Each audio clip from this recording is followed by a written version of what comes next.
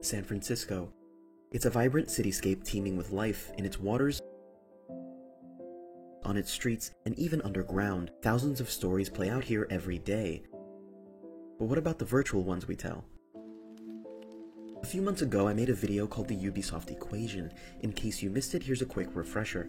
Close your eyes and see if any of your favorite open-world Ubisoft games come to mind.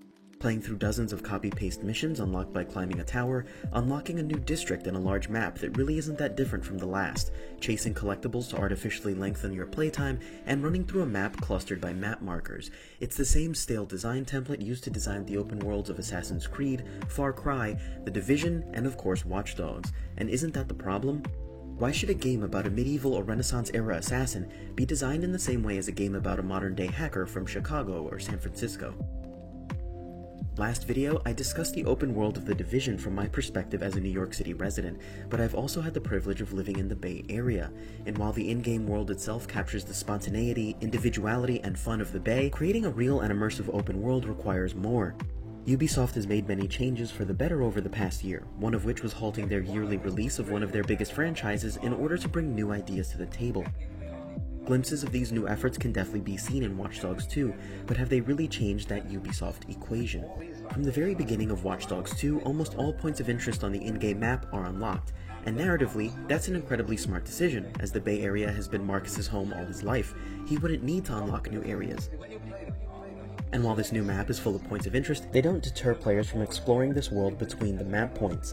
In fact, the addition of in-game social media encourages exploration and interaction, and while completing social media challenges may seem like another way to artificially lengthen playtime, seeing these beautiful in-game vistas felt much more satisfying than, say, collecting feathers, like in some of their last open-world titles. Watch Dogs 1 style puzzles have made a comeback, but with a bit of a twist. Instead of unlocking CTOS towers in each district, players are given varied objectives and challenges to complete at various points around San Francisco. And they only need to complete certain ones in order to unlock specific perks. I found this solution very satisfying. Informing players exactly what they need to do in order to unlock a specific skill allows the player to set their own goals in terms of progression. I was instantly enamored with the clever interactions players could have with NPCs, seeing passers-by stop and make silly faces as I tried to take a selfie, watching scorned lovers take a bat to their significant other's car, or watching a couple babysit their drunk friends outside a nightclub.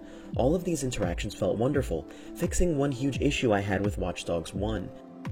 The only way players could interact with NPCs in the original Watch Dogs was by harming them, or perhaps saving them from the occasional mugging. But by allowing these scenes to unfold around the player, seeing NPCs react and interact with the player felt fresh, even if it was via a few seemingly cheap emotes.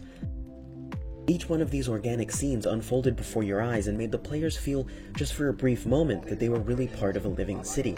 In my previous video, I also heavily criticized Ubisoft's habit of using repetitive missions and forcing players to slog through them in each new area of the map that they unlock. Mission variety felt varied enough in Watch Dogs 2 that I didn't feel that same fatigue that I felt in past open-world Ubisoft titles. And while Ubisoft seems to have changed the stale design template, not all of their solutions are perfect. The wonderfully entertaining NPC interactions I mentioned earlier, while they are charming, I hate to admit lose their impact after the 4th or 5th time we see them unfold.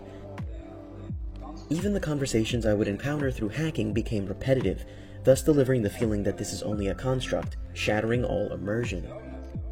While unlocking all of San Francisco from the start makes sense narratively, allowing players to fast travel to almost every single point on that map can spoil the player, as I stopped driving most places as soon as I discovered this ability. Perhaps having single points to travel to in each neighborhood in the same style as The Division would have remedied this. Has Ubisoft changed their equation? Yes and no, but they are definitely perfecting it, and we may be moving closer towards open-world games that feel truly real and truly open. If you found this discussion about some of your favorite games interesting, please don't hesitate to drop a like and even subscribe. Stay a while, and I'll have more videos for you soon, and as always, thanks for watching, guys. Deep inside.